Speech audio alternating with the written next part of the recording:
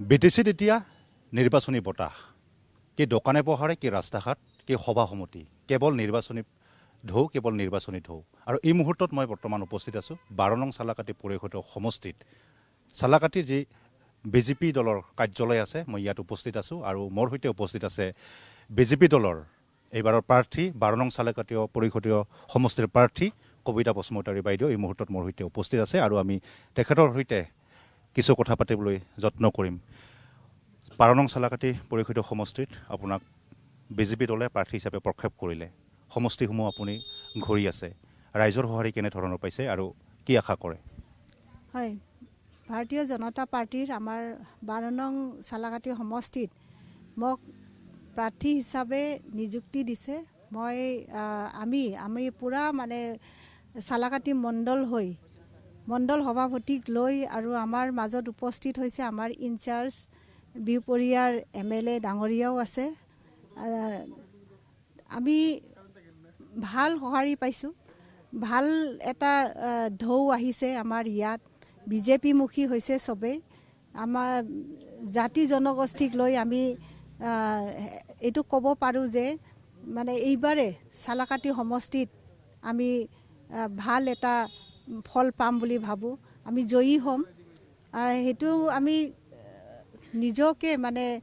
নেওচি আমাৰ টাইম নাই কি নাই চব সদায় ৰাতিপুৱাৰ পৰা ৰাতিলৈকে আমি কাম কৰি আছোঁ আৰু আমাৰ দাদাও আমাৰ ইনচাৰ্জ দাদাও মানে কামটো নিজৰ যিটো ইনচাৰ্জ হিচাপে ইয়াত আহি বহি আছে কাম কৰি আছে আমি বহুত সঁহাৰি পাইছোঁ আমাৰ চালাকাটি সমষ্টিৰ পৰা এইবাৰ 12 নং চালাকাটি পৰিষদীয় সমষ্টিত ৰাইজে আপোনাক কিয় ভোট দিব আৰু কিহৰ বাবে ভোট দিব বুলি ভাবে নাই আমাৰ ভাৰতীয় জনতা পাৰ্টীয়ে যেনেকুৱা আমি গাঁৱে ভূঞে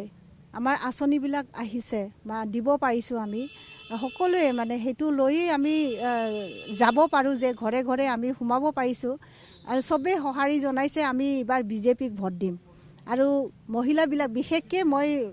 এইটো আশা কৰিব পাৰোঁ মহিলাবিলাকে বেছি মানে উৎসাহ এইবাৰ আমি পদম ফুলত ভোট দিব পাৰিম বুলি আগত আমি এলায়েন্স হোৱাৰ কাৰণে সেইটো বিজেপি মুখী হ'লেও মানে বেলেগ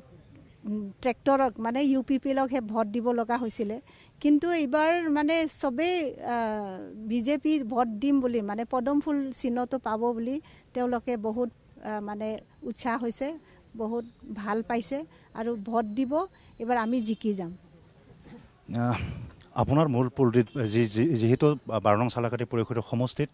5 গৰাকীকৈ বা 5টা ৰাজনৈতিক দলে ইয়াত প্ৰাৰ্থী প্ৰক্ষেপ কৰিছে আপোনাৰ মূল প্ৰতিদ্বন্দ্বী কাৰ লগত হ'ব বুলি ভাবে মই প্ৰতিদ্বন্দ্বী মোৰ কোনেও নহ'ব যেনেকৈ UPPLৰ 5টা কাৰ্যকাল তেওঁলোকে 5 বছৰ কাৰ্যকাল তেওঁলোকে চলালে কিন্তু ইয়াত মানে তেওঁলোকৰ যিমান মানে আঁচনি দিব লগা আছিলে সেইটো দিব নোৱাৰিলে আৰু BPFটো মানে 17 বছৰ তেওঁলোকৰ কাৰ্যকাল আছিলে কিন্তু তেওঁলোকেও মানে ইমান কৰিব নোৱাৰিলে মই ভাবোঁ আমাৰ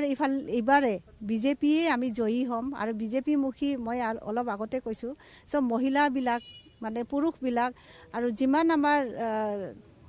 যুৱতীবিলাকো বিজেপিমুখী হৈছে আৰু এইবাৰ আমি জয়ী হ'মেই কিমান হাজাৰ ভোটত আপুনি জয়ী হ'ব বুলি ভাবিছে এতিয়া এইটো ক'ব নোৱাৰোঁ আমি বিপুল ভোটত আমি জয়ী হ'ম সেইটো আশা আছে ইয়াৰে চালাকাটি পৰিষদীয় সমষ্টিৰ যিগৰাকী পাৰিষদ আছিলে ডেৰহাজাত বসুমতাৰী তেখেতে এটা কথা উল্লেখ কৰিছে যে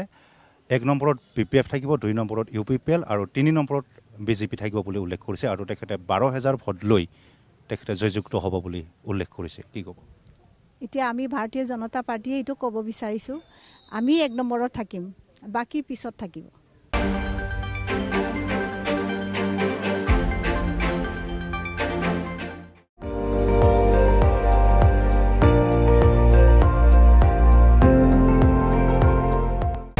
আপুনি চাই আছে ND24